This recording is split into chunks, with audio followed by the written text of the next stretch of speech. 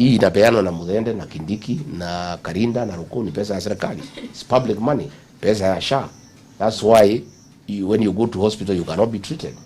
Pesa ya capitation. That's why schools have shut down, because money for capitation is not being sent. That's why there are no drugs. You know, I had Kari say the only drug available here is called Mudende. I don't know. So these are public funds, and people of Mbeere know. Marauga ici ni pesa citu no ginya turi tondu natoga kuria ri kacobo ni akuria. So Karisa has no money. Like tomorrow we have meetings hapa Kanyombora, a public meeting. Karisa will give no money because he doesn't have. People should come to listen to him. Tukimaliza Ruku wakuja walipe hiyo watu waende nyumbani. That's what they did last Sunday. You know, they pay for us because they have the money. This is government money. Tugawane hii kazi. Sisi tuongee na watu na watu tulipie watu. It's fair game. Well, these are public funds, si pesa yao. Hakuna mtu nasikia uchungu akipeana hiyo pesa.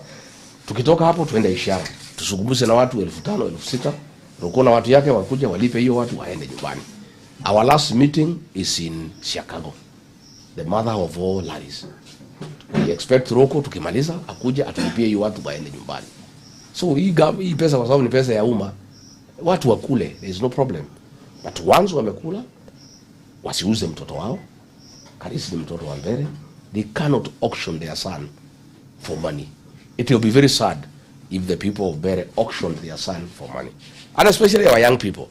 I want to address our young people because they are the ones who are watching this program. The Gen Zs are the new kid on the block. They are the pillar of the transformation of this country. They are the ones who oppose the finance bill. They are the ones who oppressed abduction and extrajudicial killing. They are the ones who are vowed to make Ruto a one term. One of the ways to make Ruto a one term is first to defeat him in Mbeere. It will be very sad if our Gen Zs and millennials who have been saying they want Ruto to be one term, then wapewe pesa kidogo na soprano 500 waende wachague mtu ya Ruto. They will betray the Gen Z cause, they will betray the millennial cause, and they will betray all of us. I am waiting to see how the Gen Zs, how the millennials will behave. I will be very saddened, extremely saddened, if our young people are given money and they forget that they are the ones who started telling us to help them make Kasongo a one term. They cannot abandon their own cause. The Gen Zs in Mbeere North, you have a responsibility to your fellow Gen Zs and millennials in the rest of the country to show that it is possible to make Ruto one term. So I'm calling upon our young people to turn up in large numbers. And I want to caution them. I've just been told that they are buying IDs for young people so that they don't go and vote. It is very sad if you sell your ID for 5,000, 2,000, and then you deny yourself a right to choose your representative who will determine your future and how this Mbeere North will be. So let me appeal to the people of Mbeere North. Please don't sell your IDs.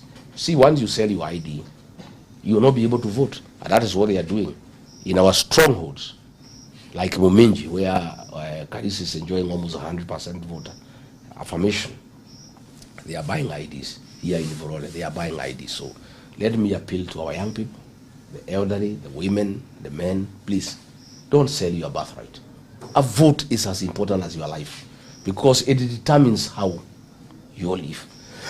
So, wacha nichukue nafasi niambie nyinyi msiuse kitambulisho yenu. Sasa mheshimiwa, kwanza nashukuru sana kwa sababu hii by election imekuja. Nasemekana kila kitu kinakuja kipatikane faida yake ama hasara yake. Hii by election imefanya vizuri kwa sababu hata imefanya ikakuleta hapa ukapata shida ambazo tunapitia. Nimefurahi sana kukuona ukitembea ukiangalia Mogoka ambayo hiyo ndio tunatumia hapa kama green gold kwetu. So kwa sababu vile tunakusupport as in hii election by election, vile tunapush to mheshimiwa Karisa apite, inaonekana pia tuna nafasi nzuri sana. Hivyo ndio pia wewe ukisimama kuwa rais tutakuunga mkono na upite na kura ambazo zitashangaza Kenya mzima. Sasa nafikiri umetembea hapa vijijini tukaona kuna shida ambazo zinatusumbua sana, kama stima zimetembea, stima ziko kwa wingi, kuna mahali barabara si mzuri. Vijana wengi ukiangalia zile kazi tunafanya hapa ni kama za bodaboda, so tunasumbuliwa na barabara. So nina imani kana kwamba kwa sababu God willing utakuwa rais wa hii Kenya, nina imani umeangalia hizo mambo na utakuja kututatulia kabisa. Mimi niko na imani ya kwamba Mungu akinijalia nitasimama kiti cha urais na Wakenya wataniunga mkono. Na hasa vile nimeona hapa Mbeere North, hao wote ni watu yangu, watanipigia kura. Nimepata nafasi nzuri sana kuelewa Mbeere. Shida ya kwanza ni mambo ya stima. Ile boma zote nimeingia kuna iko na stima. Hii milioni 600 Kasongo amemwaga hapa. Tumefanya hesabu. Ili tosha kuwekea kila Mbeere stima. Kila mtu akuwe na stima yake kuliko kutumia pesa hapa kuhonga watu. Nasikia? Shida iko kubwa ya barabara. Hizo barabara ya Gekuyari kwenda mpaka Ishara, Kasongo alipromise watu ya Mbeere. Hakuna kitu naendelea. Hizi barabara ni mbaya. Sasa nimesikia akina Ruko akisema msipochagua mtu ya serikali hakuna development. Ruko amekuwa kwa serikali mwaka 3. Kwa nini hii kazi haijafanywa? Hiyo ni uongo. Kwa sababu si alikuwa hapo. Kwa nini haikufanywa? Kwa nini sasa itafanywa saa hii? Unasikia mambo ya maji. Hii water project ya irrigation ya Kanyambora ilianzishwa na sisi Kariuki. Ruto akakuja akaanzisha tukiwa naye hapa kama rais. Na ni ukora mtupu kwa sababu mifereji imewekwa lakini hakuna intake. Njia ya kujenga maji unaanza na intake, unateremsha mifereji. Sasa hii ni mifereji inaanza ikielekea kwa intake. Ni ukora tupu.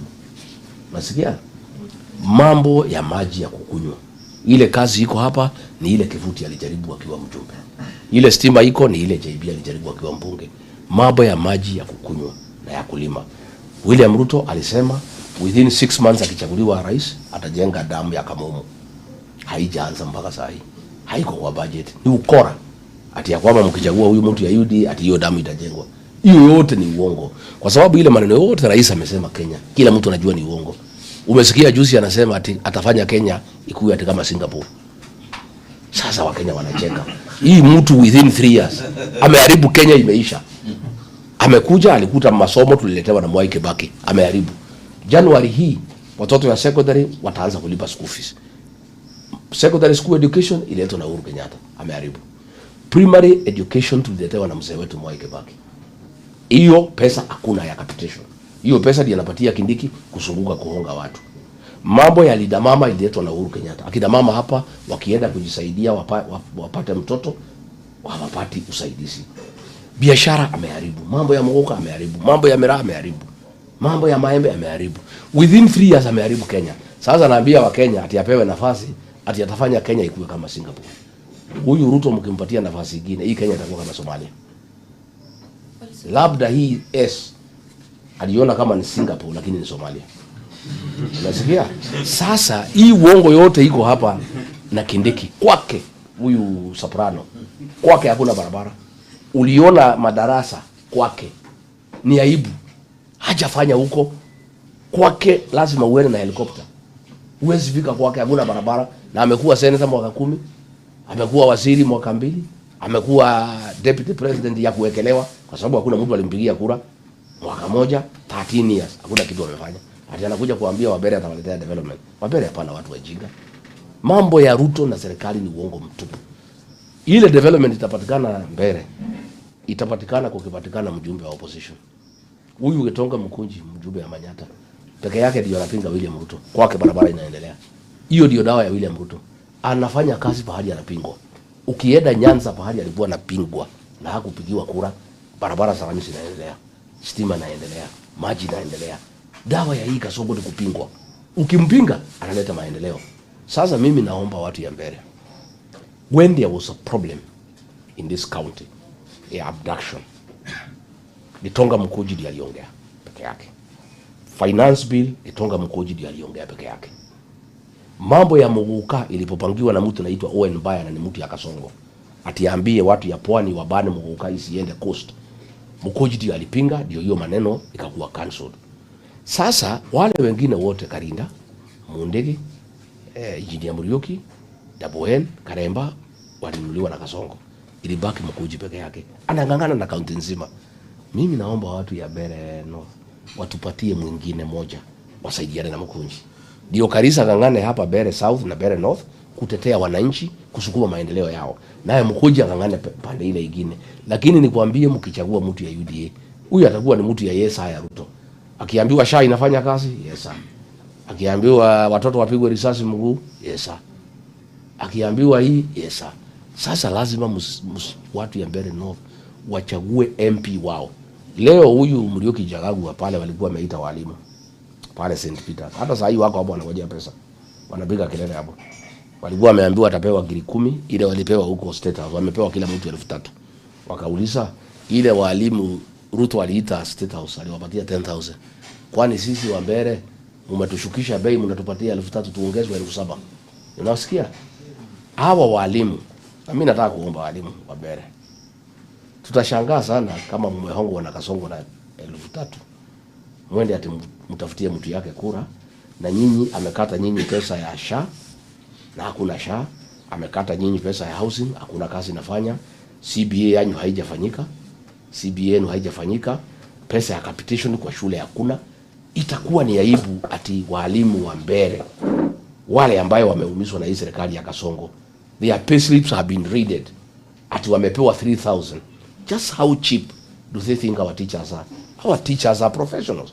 Most of them ni watu wako na degree, wako na diploma. Ati wanaitwa pale wanapewa kila mtu shilingi 3,000. Sasa huyu Muriuki Gachagua anasema ati huyu Muthende ni government project. True. That is not a representative of the people of Mbeere. People of Mbeere want their own representative. Lazima wachague kiongozi ambaye atafanyia Mbeere kazi. Hawezi chagua mtu ya serikali akuwe mwakilishi wao, kwa sababu serikali kazi yake saa hii ni kufinya watu. So itakuwa ni mambo ambayo haifai. Serikali na kufinya, unaambiwa hii mtu ni project ya serikali, chagua ile mtu ya serikali ambaye inafinya wewe. Lazima uchague yule atakinga wewe usifinywe na serikali. Na yule mtu atakinga wewe usifinywe na serikali ni huyu Karisa, kwa sababu hako na upinzani. Na upinzani kazi yake ni kupinga. Nikuulize leo mimi kama singetolewa kwa ofisi, kama ningekuwa niko na Kasongo, mzee Raila amepumzika, ambaye alikuwa anasaidia kupinga. Nani angekuwa akipinga ile maneno iko Kenya?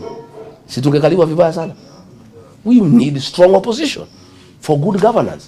We are asking the people of Mbeere North watusaidie pia sisi kwa upinzani, watafute candidate ambaye atatusaidia kutetea watu ya Mbeere North. In any case, huyu Karisa is not a newcomer. Nimeangalia CV yake. Ako na diploma in community development. Ako na degree in community development. He is proven and tested. Alichaguliwa mwaka ya 2013 Mumenji. When he came in, there were no roads. He opened up more than 50 kilometers of roads in Mumenji. Mambo ya maji ameweka kwa tap, na kule hakuna ameweka kwa water kiosk. Mambo ya basari amegawa vizuri. When alimaliza tamu ya kwanza, watu wa Mumenji wakasema huyu MCA ametosha, wakamrudisha tena. Akafanya another 5 years. Wakamrudisha tena. So huyu ni kiongozi ambaye he is tested. He has worked and people have seen his work. How do you leave somebody who is tested, uchague mtu hujui, ajulikani, kazi yake haijaonekana? Hakuna mtu anaweza sema alikuwa chairman wa kanisa fulani, alikuwa chairman wa shule fulani, alikuwa area assistant chief, alikuwa area manager, alikuwa MCA. Uongozi wake ni gani? How can the people of Mbeere North experiment on leadership? Ati mnataka mlete mtu mumjaribu. You don't know him, hamujaona kazi yake.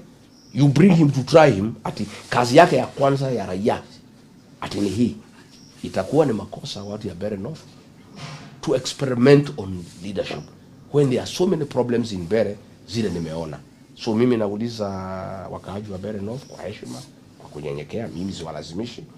I am just saying as a leader from this region, in my view, this constituency will benefit greatly from the leadership of Newton Karisa. Mheshimiwa, kaa hapo bado kwa masuala ya maendeleo. Na wale wako TikTok nafikiria bado mna tap. Hapa TikTok kuna kuanga na kutap the screen. Maana ligi tap na mna hiyo wana tap tuko na ligi hapo kwa maendeleo. Tukiangalia vile wanasema nyinyi hakuna agenda mnauza, ni kutusiana, kutusi serikali, kutusi viongozi.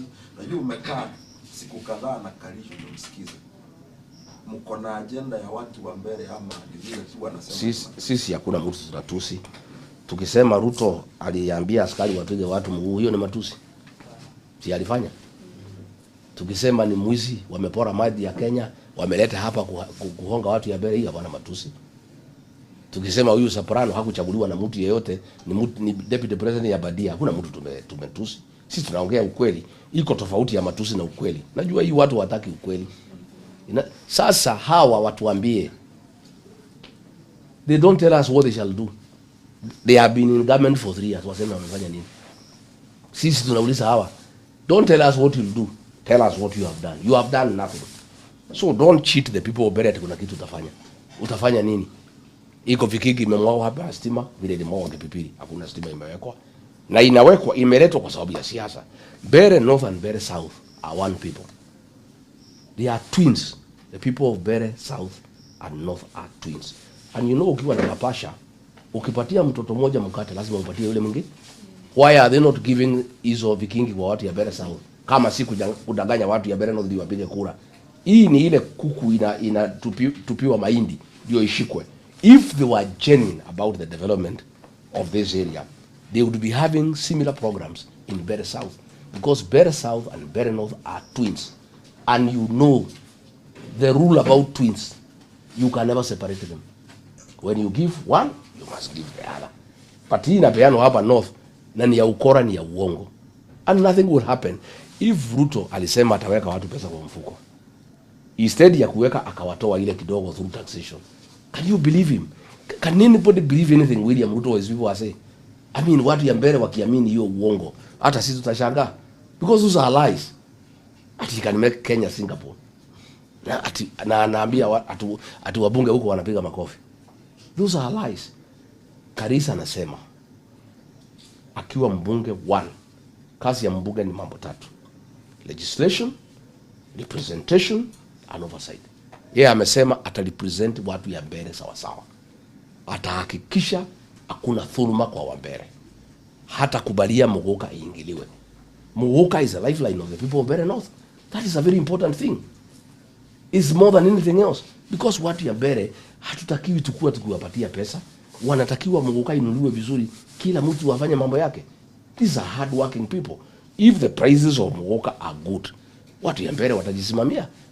Huyu Karis amesema his track record ya kupeana basari in Muminji is known.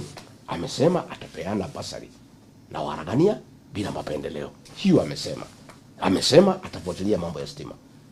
Pesa ya maendeleo haipeani na president, inakuwa allocated in bunge. Na ikiwa bunge huko mkali ndio utapewa pesa, ataenda kupigania mambo ya stima in bunge. Hii maneno ya Kamungu Dam ataenda kupiga kelele ndio ijengwe. Ruku akiwa MP haikujengwa because ni mtu ya Yesa, ni flower girl ya Kasongo. So yeye hawezi pigia Kasongo kelele. Yeye ni mtu ya kumuinamia na kumwambia Yesa. So tunataka mtu ya kumkotolea macho na kumwambia wewe Kasongo, uliahidi watu ya Mbeere North utajenga Kamungu. Iko wapi? Na itajengwa akipiga kelele. So we need a leader who can face the president and the government head on and demand development for the people of Mbeere, because the people of Mbeere are paying taxes. Na mtu asikuambie ati ya kwamba ati ukifanya ati mtu ya upinzani hakuna maendeleo. Mimi nataka niulize watu ya Mbeere. Hawa walikuwa wanachagua mtu ya KANU, watu ya Moi. Embu hii wakachagua Dwiga, wakachagua Kathangu, wakachagua nani na upinzani wakati ya Kibaki. Huko Embu kila pahali iko rami. Because hawa watu ya upinzani wana demand na wanapewa di wanyamaze. Hapa pahali mlikuwa mnachagua watu ya KANU hakuna kazi ilifanywa. Why is there no tarmac in Mbeere North and South? Because Moi was like Ruto. Mkichagua watu ya KANU anakupatia pesa ya kukula, unaenda nyumbani. Hakuna development. Na that's what he's doing here in Embu. Anapatia Karinda milioni 1 aenda ukakule hii. Haulisi mambo ya Embu. Wewe Mundigi anapewa 300, Mundigi hataki pesa mingi, 300 unapewa. Naambiwa wewe Mundigi kwa sababu hujasoma sana, chukua hii 300. Unasikia? Huyu Engineer Murioki chukua hii. Why is development going on in Manyata? Because Mkoji hawezi pewa pesa. We want mtu hawezi pewa pesa na Ruto. Na there is no way utachagua mtu ya Ruto and expect any results in Mbeere North. Because wale wako tayari hakuna kazi inaendelea. Lazima tuchague mtu ya kupigana na Ruto ndio maendeleo ipatikane. Na mimi nimekupatia example. Between 1992 to 2002 for 10 years, watu ya Embu, Manyata and Runyenjes walichagua watu ya upinzani. Na ndio kulipatikana maendeleo kila pahali. Ukienda kila pahali ni rami, maji. Hapa wakachagua watu ya Kami. Hakuna kazi ilifanywa. Because lazima kuwe na mtu ako na ukali na ukakamavu to demand development for his people. Na ile leadership Kasongo amelete ni ile inaitwa praise and worship choir. Sasa hii praise and worship choir hapa Embu Kadida ndio naongoza. So do you want to kutafuta huyu Muthede ajoin hiyo choir ya kuibia Kasongo na kumuinamia na kumwambia vile yako mtu mzuri, or you want somebody ambaye atatetea watu ya Mbeere North? So it's a decision the people of Mbeere North will have to make. Mimi siwezi lazimisha. I have done what I can do to explain to them what I think, what I know, what I see with my experience. The rest watafanya wenyewe. Before I bring on board my two colleagues, former DP, the same government you talk in is the same government that you campaigned for. We saw you in economic forums and so many other things, telling people to vote the same Ruto, who you call Kasongo. Nowadays, the other day I had you call him Givenchy. Kwani hii shinda yote ilitoka wapi na mlikosania wapi tu? Hakuna shida. Hakuna shida. Yari gari ehubete rwa mburi. He called us, all of us, the church people, all of us, all of you. Tukamchagua tukifikiria ni mtu ya maana. Kufika pale nikakuta ni mtu ambaye hawezi aminika. Amepora nchi, ameharibu nchi, na sana anachukia sisi watu ya jamii ya Mlima Kenya. Akaanza kuharibu kila kitu. Lakini mimi sana tulikosana hii maneno ya kuua jenzi.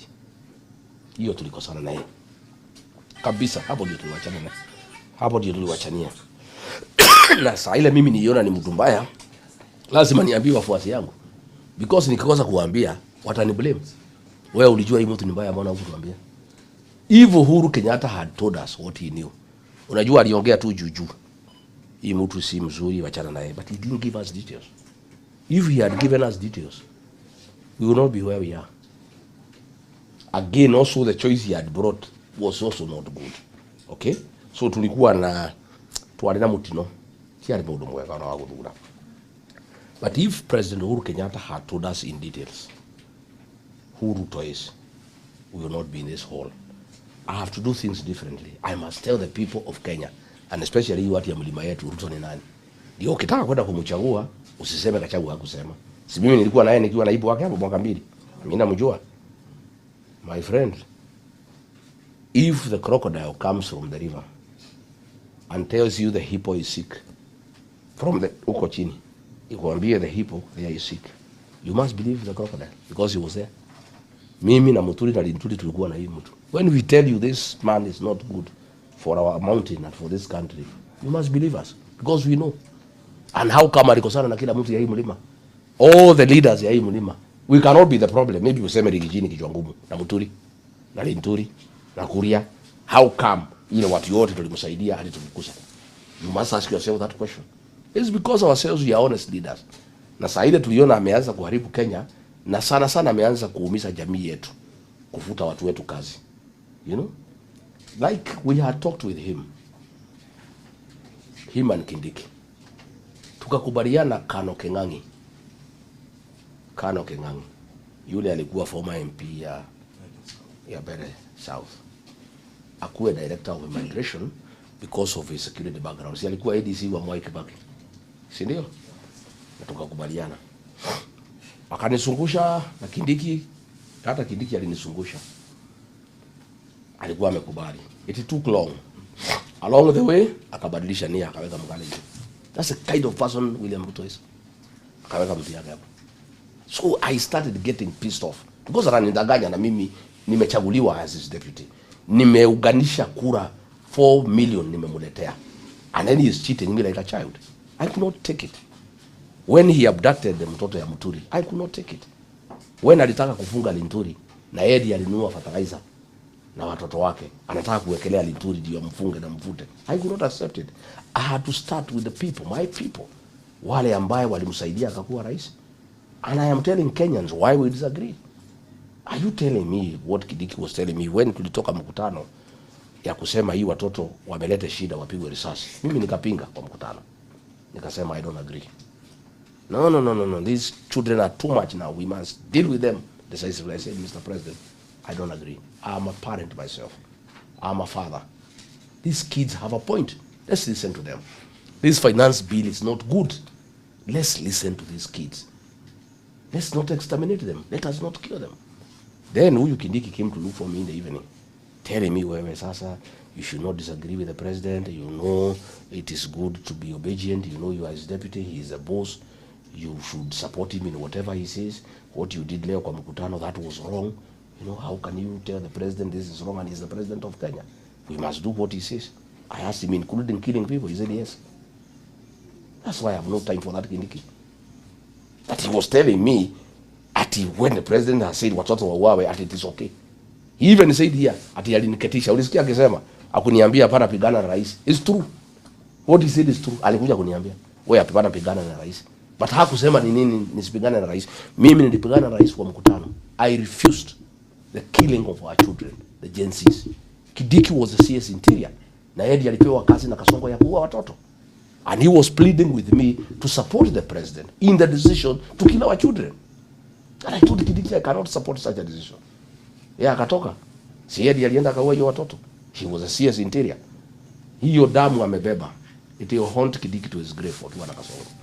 Damu ya watoto ya Gen Z, it will haunt Kasongo and Kindiki to their grave. I want to tell you today. Because it is wrong. You cannot kill people. So you cannot ask me ati mimi nilipigia hii mtu debe na kwa nini mimi nampinga. Hakuwa ameniambia tutaua watoto. He never told me that our government is for killing children. Juzi amesema ati watoto wapigwe risasi kwa mguu. How can somebody with his right mind, Mr. President, amechaguliwa na raia, anasema ati watoto wapigwe risasi kwa mguu? Even if I was deputy, I cannot agree to such a thing. So me, I'm a very happy man I left because I cannot start that nonsense. Hiyo ya kuua watoto na kupiga watu risasi kwa mguu, hiyo afanywe na Kindiki. Waue watu, waue watoto, wapige risasi kwa mguu.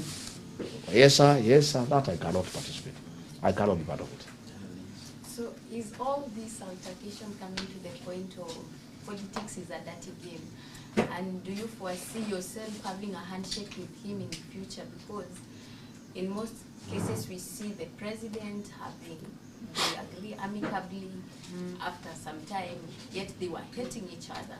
This I've told you. Blood is dripping from his fingers. You want me to touch that blood? I cannot. I have no business with William Ruto. He has too much blood on his hand. Yeah, I can't. Yeah. My conscience wouldn't allow. I cannot. I'm sorry. I would rather retire and go to Amunyoro and look after my cows.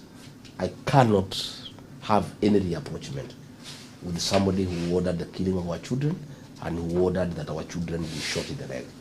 And I really want to ask the people of Mbeere North to really think through whether, if they really are parents, if people in Mbeere North are parents, if young people in Mbeere North saw their peers being killed, whether they can go and elect somebody who has been brought by the person who ordered the killing of children. I will be very surprised here in Mbeere North. I will be shocked. I will not understand the people of Mbeere. I would live here in shock that they all know that Ruto ordered the killing of our children. He ordered our children to be shot in the leg. He comes to Mbeere North. He brings a project and says, although I killed your children, although I say they be shot in the leg, this is my person. You elect him so that I can give you development. What tactics is he using to persuade people? As much as we saw everything, the Gen Z thing that happened, protest, the killing of the Gen Zs and all that, and still we have people who are following him. Money. He's using a lot of bribery. But the way I know this mountain, I don't know about other areas. People will take the money, but they will do the right thing. That I know. Okay. I am waiting to see the way the people of Mbeere North will behave. But from what they are telling me, unless something drastic happens, the people of Mbeere North are clear in their mind. They know what They know what they want, and they know that they cannot support Kasongo's candidate because of money. That I am sure. I'm listening to them. There will be a lot of voter bribery tomorrow, Monday, Tuesday, Wednesday, even on election day. I want to ask the people of Mbeere North not to be bribed with money, stolen money, ill-gotten wealth, money with blood of their children, to sell their own son, Newton Karish. Let the people of Mbeere dignify the Mbeere community.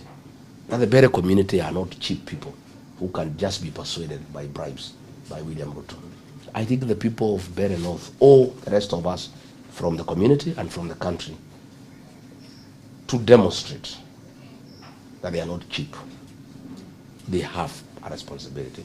And I want to ask our young people to lead by example. Wengi wa vijana ambao tizama siku leo na wako TikTok pia hapa wana maazimio ya kusimama katika uchaguzi mkuu ujao. Upo hapa mbele una support Newton Karish ambaye alianza kuimba kitambo kile hata kabla hatujazaliwa. Hawa vijana ambao wana yale maazimio, vijana wadogo miaka 30, miaka 20, wanapoona ukisupport mtu aliyezindi kwa umri, what surety will they take home kuwa ile wakati ikifika watachezwa chini? Hakuna mtu atawacheza wajitokeze. Hakuna kijana alijitokeza. Hatuwezi kwenda kuchukua kijana nyumbani ya kuja asimame. Mimi nataka kuambia vijana, chama ile mimi naongoza ya DCP, I'm encouraging our young people, the Gen Zs. Hii viti ya MCAs wachukue karibu sote. And they can do it because they are the majority.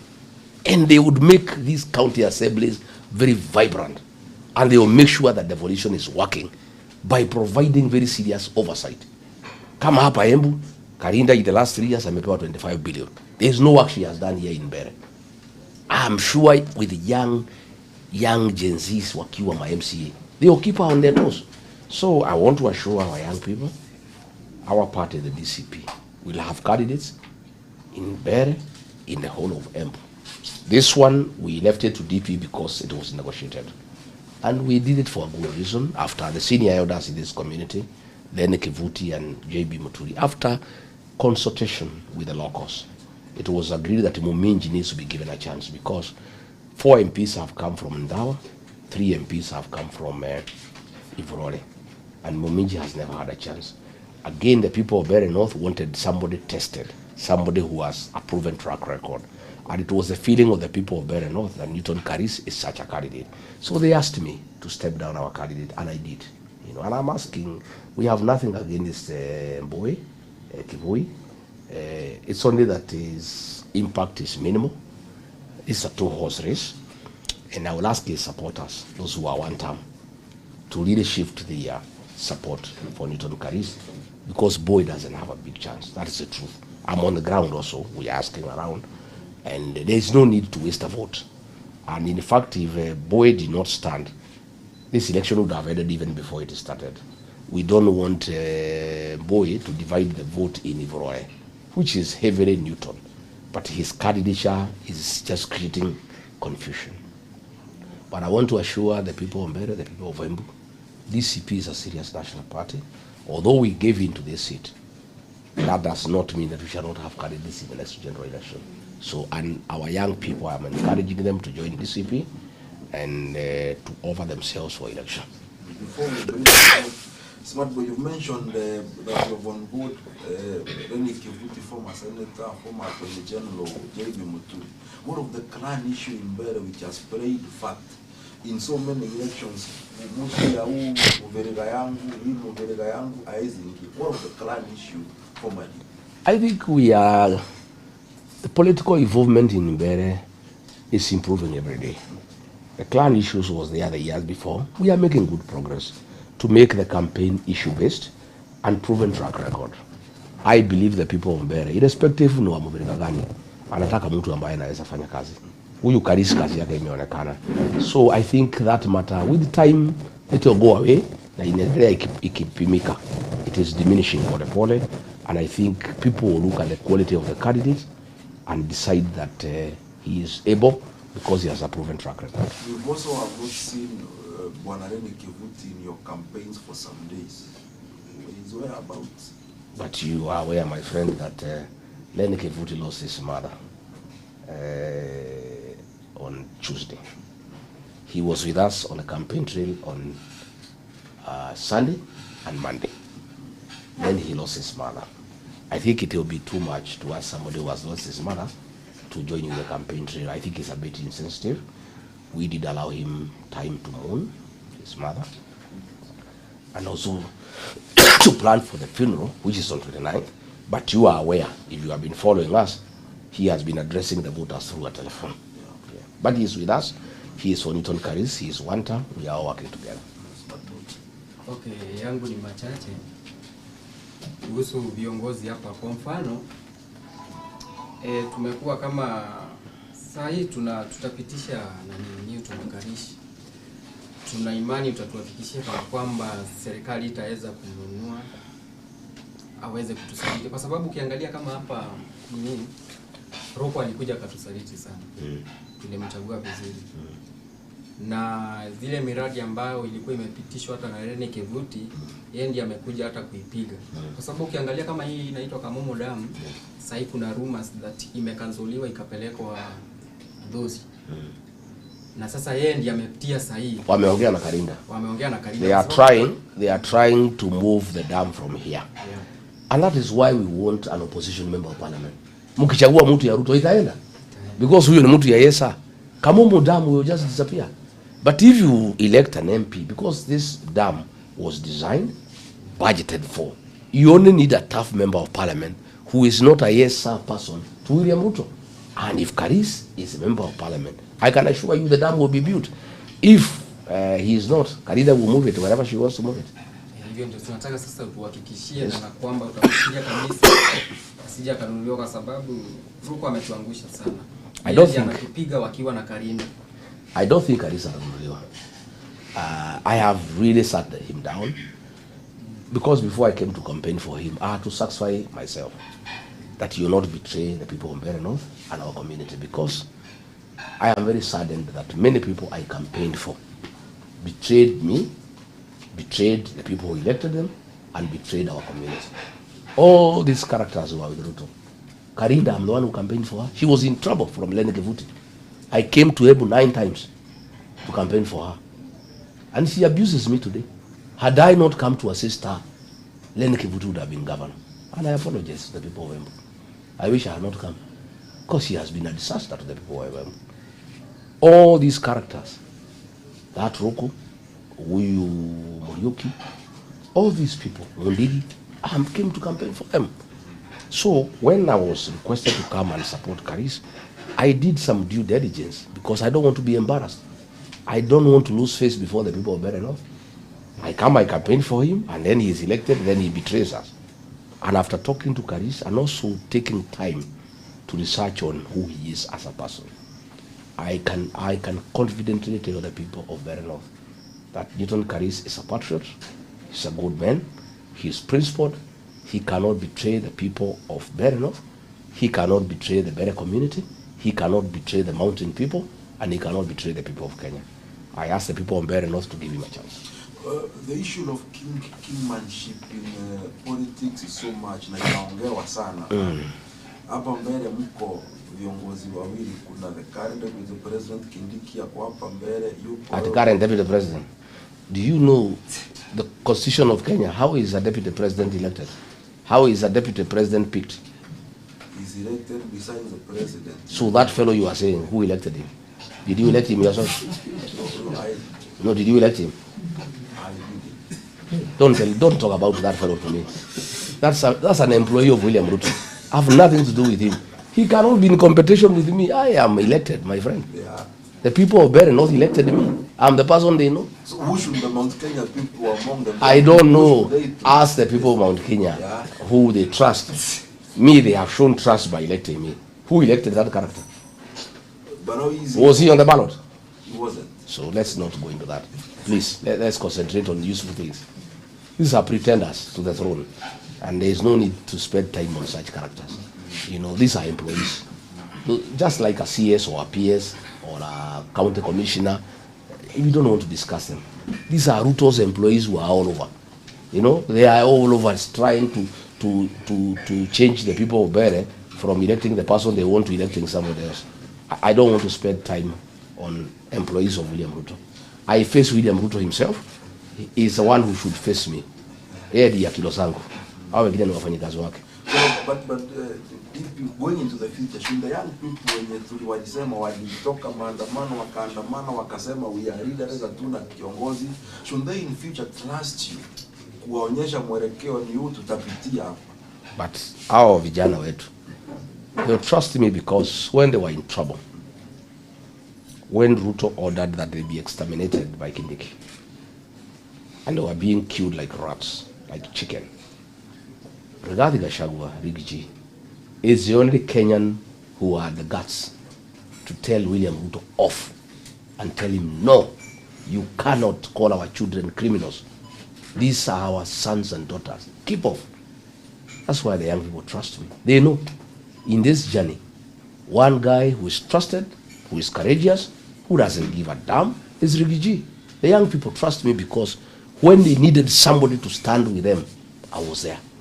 When at their lowest moment in life, when they were being hunted like rats, they were being slaughtered like chicken by Ruto and Kindiki, I stood for them.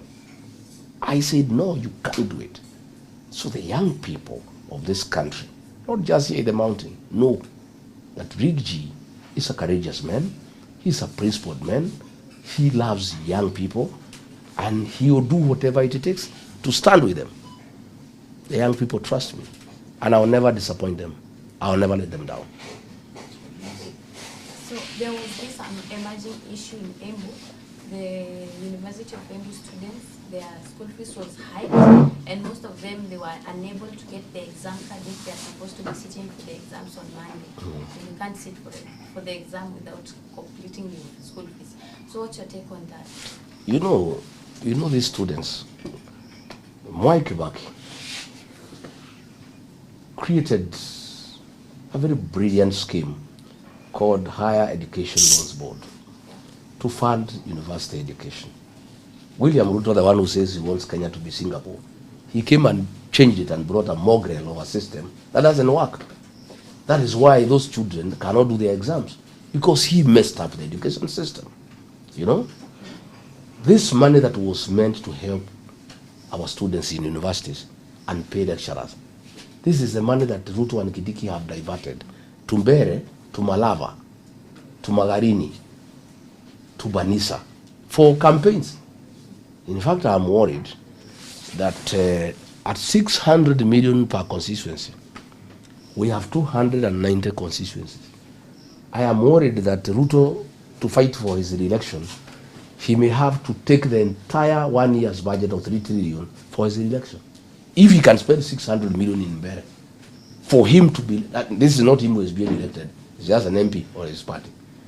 If he is going to use the same formula, I can foresee a situation where the entire amount for 2026-2027 financial year will be diverted for campaign. There will be no money for drugs, there will be no money for capitation, there will be no money to pay teachers, there will be no money to pay lecturers. You know, like today, they had, Mbeere had called community health promoters, CHP. They have not been paid for 6 months. And she's telling them, go now and campaign for Modende. And she has not paid them. They have been paid for 1 month and told to go and campaign for Modende. They would have to be out of their mind to agree. If she has not paid them for 5 months, she's just paying them 1 month because she needs them now. And that is where we are as a country. That funds meant for public utilities, funds meant for public service, funds meant for healthcare, funds meant for education, funds meant for security, funds meant for our development has been diverted by William Ruto and Kindiki to politics. You have seen Kindiki in every meeting giving 10 million shillings every day. His salary is 1 million shillings. Where does he get 300 million shillings in a month? I want to ask the people of Mbeere not to ask themselves. All this money that is being dished here, they know for sure these are stolen public funds that is meant to be giving services to the people of Mbeere North and elsewhere in the country. It will be very sad if the people of Mbeere North were bribed with the stolen public funds and went ahead to accept the bribe and do what they are being asked. It is okay to take the bribe, but it is criminal to do what you are being asked to do. It is okay because even if you don't take this money, Ruto will take it to his farm. So it's okay because ameiba hiyo pesa tayari, hawezi rudisha kwa serikali. So wacha watu ya Mbeere wakule. Lakini itakuwa ni makosa kubwa sana to be bribed and then you accept to do what the bribe giver is asking you to do. Before we conclude, we open the floor to a number of tutachukua swali moja mbili upande kwa sababu tunao ma TikTokers upande huo ni but wakati wanajipanga. How many more minutes? Because I have another Zoom meeting with the people. 10 more minutes. Okay. So tutachukua swali moja mbili upande, lakini before then bwana DP, uchaguzi wa hapa Mbeere unaisha 27. Are we likely to see you now fly to some other countries, maybe outside of Kenya, ama utaendelea kukaa hapa chini mbali? Nitakimbia Narok on Monday. Nitakimbia, I have a candidate in Narok called Douglas Maskonde. He's doing very well. Yeah. I'm going there for the final rally. Then I come back. Yeah, I'll be out and back. So on. I have Mzeeleni Kivuti, who is our team leader, has given me permission. I've requested him to give me permission for one day. And I'm grateful to him. He's been very gracious. I came here and submitted to his authority as our senior elder. I'm a very respectful person. Despite having had a senior position, I submit to the authority of Lenny Kivuti as our elder. So I have requested him to allow me one day off. I ran to Narok, ni chape mkutano moja, then I come back. Wacha tuchukue maswali moja mbili kutoka upande huu, na tuanze na huyu kijana na nguo ya white. Asante sana. Honorable Mr. Gachagua, I have one question of which is a concern because we've been seeing government dishing out money in a very North consistency, and I believe that this money should be doing development somewhere else. And we only have 1.5 years before next election comes, and it will be very much needed, especially in Mount Kenya region. So my question is, do you see government doing any development between now and the next coming elections? There will be no development because William Ruto has already started diverting money meant for development into his re-election. And as I have told you, at the rate he has applied in Mbeere North, he is going to steal all government funds and divert them for his re-election. But we'll still beat him, I want to assure you. We'll still beat him. But there will be no work that will be done. That is a lie. If he was doing any work, he had 3 years to do it. There's nothing he has done here in Mbeere North. Nothing. And these people who are going around should tell us what they have done. They should not tell us what they'll do. Let them tell us what they have done. They have been in government. Karis can say what he'll do because he was not a member of parliament. But for the government people who are here accompanying Wadende, let them say what they have done before they can say what they shall do. Chukua ingine moja kutoka kwa huyu anaitwa Babu wa Dallas. So, Mr. Rigathi, for this opportunity. So, swali langu ni juzi kumekuwa na fununu about reshuffle ya CSs. Na kuna list ilitokea ya fununu na mojawapo kwa hiyo list alikuwa Gideon Moi, na pia kwa hiyo list kulikuwa na askari wako ambayo ni Senator Medho. Pengine umeweza kuongea na Medho akakuhakikishia kama ameweza kuzungumziwa na rais kuhusu yeye kupatiwa kiti ya CS ama? Hiyo ilikuwa propaganda ya National Intelligence Service. Medho is one of the most principled leaders in the mountain region, and is a man I want to tell you who cannot work with William Ruto. They have tried to look for him. Medho is not available. None of my team, it's just like Mukonji, they are not available. I want you to add me Karis so that I can have such soldiers who cannot be bought, who cannot be enticed by simple things. Why would anybody want to be a CS for Ruto and he's on his way home? This guy has only 1.5 years to go. Unataka kujipaka matope ya nini? Tuchukue ya mwisho pale ili tukubalie naibu wa rais kwenda kufanya. Halo kwa majina, halo mheshimiwa naibu wa rais. Kwa majina naitwa Kevin Mwenda, naongoza mrengo wa vijana unaitwa Sisi Sasa. Swali ya kwanza, tumesikia tukiahidiwa kwa mara mingi pale Ishara ambako tutajengewa KMTC Ishara. Tumeahidiwa na mheshimiwa rais William Ruto mara zaidi ya 4. Na hiyo tukienda pale ni White Elephant, ni buildings ambazo ziko hapo. Swali ya pili naibu wa rais, sisi kama vijana katika chama yako ya DCP how are you going to involve us, because we feel like you want to be darling with the DCP? How Yes. are you going to involve young people? Thank you. Mambo ya KMTC ya ishara, Ruto amedanganya watu ya Mbeere North mara 4. Sasa kama amedanganya watu mara 4 mambo ya KMTC, wanataka kumwamini hii maneno ya Muthende? He has conned them 4 times. Atajenga KMTC wakiwa na Gachagua. Akasema within 6 months nitajenga KMTC. Hakuna dalili, there is nothing, kuna kitu itajengwa. Huyu mtu ni muongo. He's a liar, he's a conman. So do the people of Mbeere North still want to trust him after all these lies? Amedanganyana mambo ya Kanyobora Water, mambo ya Kuyari Ishara Road, mambo ya Siandia Road, mambo ya MTC, mambo ya Kamumu Dam. If he has cheated the people of Mbeere 4 times, do the people of Mbeere still want to trust him that wamchagulie mbunge ati ndio kazi kuja ifanyike? Number 2, DCP party is a party of the young people. As soon as we are through with these by-elections, tutaanza membership recruitment, and I'll come to Mbeere North, I'll come to Embu, I'll come to Manyata, I'll come to Runyenjes, I'll come to Mbeere South to talk to our young people and get them involved in party activities. This is the home of our young people, and I want you to be part of that movement. Sisi tumekuwa na kijana hapa, jina ulisema unaitwa? Smart boy. Na pia Madam Liz, yes, and overseer. So tumeshukuru sana kwa Asante. niaba ya hawa vijana. Thank you. Ambao umepatia nafasi leo, these are content creators. Asante. And they are doing a great job. So we are able to allow to go for another meeting. Si tukupatie nafasi, you give your final. Thank you. I want to take this opportunity first to thank our TikTokers, our influencers. You are a great team, and we are very happy with what you are doing, and you are instrumental in bringing change into our country.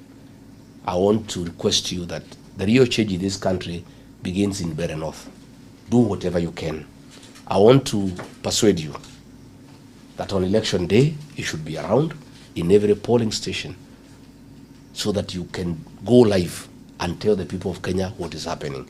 So that if there is any monkey business, the people are aware.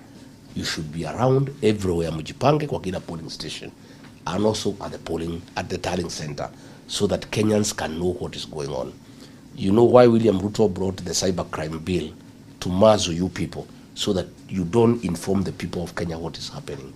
So you, as influencers, as TikTokers, as the digital brigade in Embu, I want to request you to be available on the 27th to do what is right and to inform the people of Embu and the people of Kenya what is going on. Finally, I want to appeal to the people of Mbeere North to consider giving Newton Karish a chance as a member of parliament. I have listened to him. I have listened to people of Muminji who have given testimony about his leadership acumen, what he has done for the people of Muminji. I have looked at his track record. Mbeere being a minority in Embu, Karis has been instrumental in dignifying the Mbeere community through patriotic songs that affirm the identity of the Mbeere people. We don't want the Mbeere people to be swallowed by the people of Embu because of being minority. And Newton Karis has played a very significant role in upholding the dignity of the Mbeere people, championing their traditions, their culture, and who they are as a people. He's a very gifted singer who has made very serious composition of even trying to bring unity within Mbeere. I have listened to a song he did urging J.B. Muturi and Lenny Kivuti to unite for the development of Mbeere. And he is so happy that that has come to pass. Today, J.B. Muturi and Lenny Kivuti are one. And that is good for the development of the Mbeere community. I have told Karis that one of the things that I think he should do when he goes to parliament is lobby akina Mukuji and others, so that in the fullness of time, fight for the recognition of the Mbeere as a county, so that it can have a standalone, because they have unique challenges that are unique to the people of Mbeere. The area is underdeveloped, the area needs affirmative action, and a lot of work needs to be done. I am persuaded from what I have listened to the people here, from a lot of analysis, that if the people of Mbeere North give Newton Karish a chance, I think you'll do well. Let me ask the Mbeere people who are in Nairobi, please come and vote. I was happy today. I saw a professor who brought his 3 children to come and vote. I want to appeal to the Mbeere community in Nairobi, in Embu, in Mombasa.